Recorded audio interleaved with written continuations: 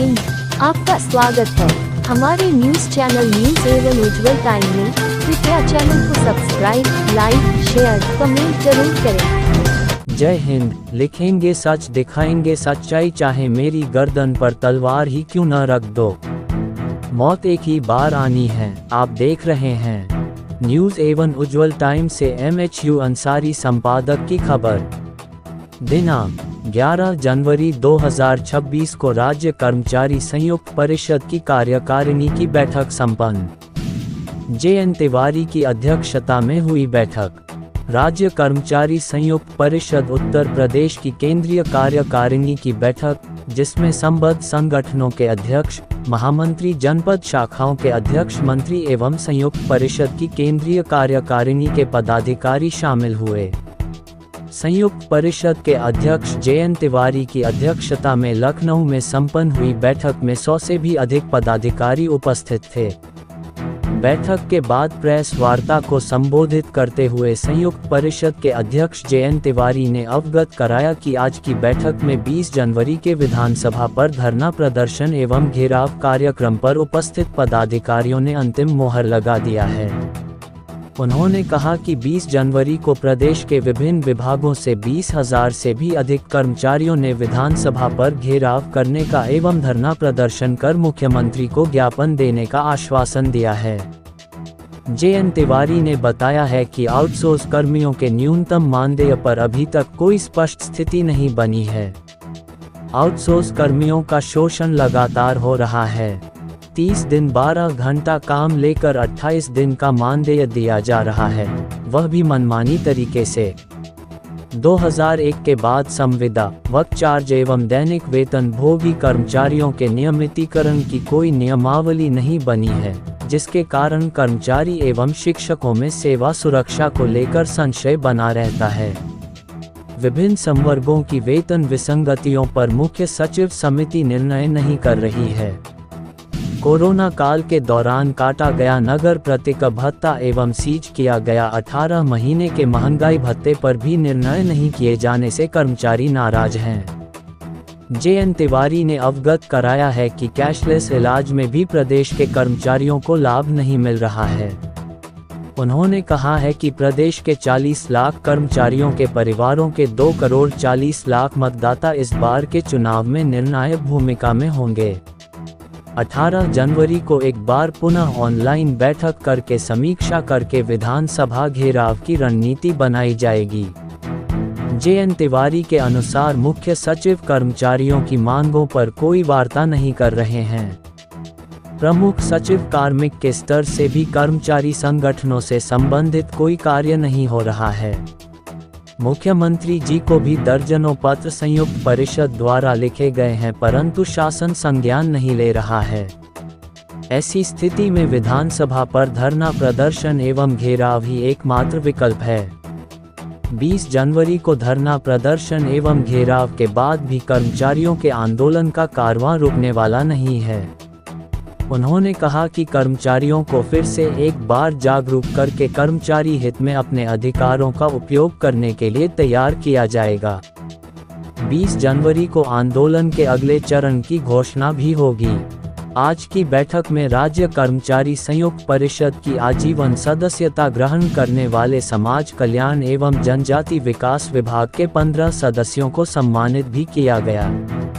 संयुक्त परिषद की महामंत्री अरुण शुक्ला, वरिष्ठ उपाध्यक्ष नारायण जी दुबे, उपाध्यक्ष प्रीति पांडे, कोषाध्यक्ष नितिन गोस्वामी, मंडल अध्यक्ष वीरेंद्र वीर यादव, सेंट्रल रीजनल वर्कशॉप कर्मचारी संघ के महामंत्री जसवंत सिंह, रोडवेज कर्मचारी कल्याण संघ के अध्यक्ष DK त्रिपाठी, महामंत्री DK Upadhyay, UP food and civil supplies inspector officer association के महामंत्री त्रिलोकीनाथ चौरसिया, सूर्य नारायण मिश्रा, आशा हेल्थ वर्कर संघ की अध्यक्ष कुसुमलता यादव, लक्ष्मी सोनकर, संयुक्त परिषद के जनपदों के पदाधिकारी अमरनाथ यादव, ब्रिजेश श्रीवास्तव, जय गोविंद यादव, रमेश चंद्र राय सहित दर्जनों संगठनों के पदाधिकारियों ने कर्मचारियों को संबोधित किया।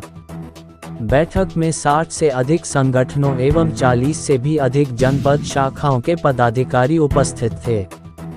कृपया चैनल को subscribe, like, share, comment, support जरूर करें।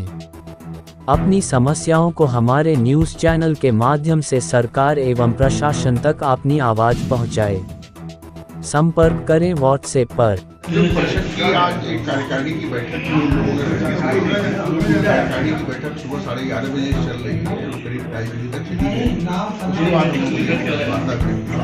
प्रेस वार्ता का मुख्य बिंदु है, जैसा कि आप सभी लोग जानते हैं कि 20 जनवरी को विधानसभा में राज्य कर्मचारी श्रमिक परिषद ने धरना परिषदों के अलावा कार्यक्रम दे रखा है। और इसके पहले राज्य कर्मचारी श्रमिक परिषद अपने आंदोलन के 3 चरण पूरे कर चुके हैं।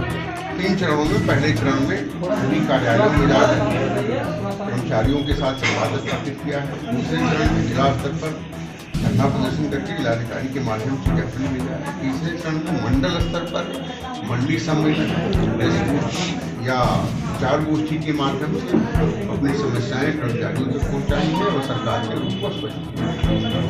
अब चौथा चरण हमारा आया है। चौथे चरण में 20 कारण इसका यह है कि 12 अगस्त को हमने राज्य सरकार को इसने कर्मचारियों की विभिन्न मांगों को वार्ता के माध्यम से तय करने का, विचार विमर्श कर उसको हल करने का अनुरोध किया। उसमें मुख्य रूप से आउटसोर्स कर्मचारी निगम बनाना, निगम का लाभ धरातल तक पहुँचाना। अभी तक कर्मचारियों को निगम का लाभ नहीं मिल रहा है, वो न्यूनतम मांगे नहीं मिल रहा है। वो जो हमारे संविदा कर्मचारी हैं 2001 के बाद से कोई नियमावली नहीं है। 2016 में एक नियमावली जारी हुई थी जिसमें 2001 तक के कर्मचारियों को नियमित किया गया था। उसके बाद 2 टर्म ये सरकार आ गई, लेकिन कोई नियमावली बनी नहीं है। जबकि संविदा कर्मियों, आउटसोर्स और चार्ज कर्मियों, दैनिक वेतन पुलिस कर्मचारियों की नियमावली समय से जारी होती रही है। इसके पहले भी 90 में जारी हुई, 96 में जारी हुई, 2001 में जारी हुई, बट इधर 24-25 सालों में कोई नियमावली नहीं है। वो नहीं हुई, खाली पद पड़े हुए हैं, पदों को भरा नहीं जा रहा, प्रमोशन नहीं हो रहा है, सरकारी कर्मचारियों के ऊपर लागू पड़ता है, वेतन विसंगतियां कर्मचारियों की उनका निवारण नहीं हो रहा है, परिवहन निगम में निजीकरण यहाँ नहीं हो रही। ये सारी समस्याएं हैं। समाज कल्याण विभाग में हमारी 1100 करीब संविदा शिक्षक हैं। उन संविदा शिक्षकों का अपनी निजीकरण नहीं हो रहा है, जबकि वो सरकार की योजना के अंतर्गत नियमित पदों पर विज्ञप्ति निकाली गई, चयन समिति बनी गई और उस चयन समिति के माध्यम से वो चयनित होकर के आए हैं। उनको उनके पद का न्यूनतम वेतन मैट्रिक्स और यहाँ तक कि कर्मचारियों को मिलने वाला महंगाई भत्ता मिल रहा है। सब कुछ सरकारी कर्मचारियों को सुविधाएं मिल रही, फिर भी उनको निजीकरण नहीं कर रहे। क्या दिक्कत है? उसमें एक पैसे का आपको वित्तीय लाभ नहीं देना है, कुछ भी नहीं खर्च होना है, लेकिन फिर भी निजीकरण आपने शायद किए हुए। ये सब मुद्दे हैं। कैशलेस इलाज के लिए उन्होंने जारी कर दिया। PGI वगैरह में इतनी लंबी लाइन है, कर्मचारियों को कैशलेस इलाज की सुविधा नहीं मिल रही है। आशा बहुएं हैं, उनको जीने लायक वेतन, उनके लिए 18,000 न्यूनतम मानने की हम लोग बात कर रहे हैं। इन सब मुद्दों को लेकर के परिवहन निगम है, परिवहन निगम का एक छोटा सा पार्ट नगरीय परिवहन है। इन सारी समस्याओं को लेकर के हम लोग बाहर प्रयास कर रहे हैं। माननीय मुख्यमंत्री इसे भी अनुरोध कर रहे हैं कि इस पर आप ध्यान दीजिए और वार्ता कराकर की समस्याओं का समाधान करें। लेकिन सरकारी अधिकारी सरकार और कर्मचारी के बीच एक दीवार बनकर संवादहीनता बनाए हुए हैं और उस संवादहीनता के चलते कर्मचारी और सरकार बिल्कुल अलग अलग होते चले जा रहे हैं। और यही सरकारी कर्मचारियों का हमें लग रहा है कि उद्देश्य है। चुनाव आ रहा है, चुनाव में हमको लग रहा है कि सरकारी कर्मचारी जो उच्च प्रशासनिक तबका है वो सरकार के हित में काम कर रहा है। बट हम लोग सरकारी इन समस्याओं का संज्ञान आप स्वतः लें और जो आदेश सरकार के आदेशों का पालन किया जाए। कर्मचारियों की समस्याओं का समय से निस्तारण हो। अगर समय से निस्तारण नहीं हुआ तो प्रदेश में करीब 2 करोड़ 40 लाख सरकारी कर्मचारी और अन्य कर्मचारियों के मतदाता हैं, वोटर हैं, वो ये निर्णय करने पर विवश हो जाएंगे कि उनको चुनाव में करना चाहिए। ठीक है।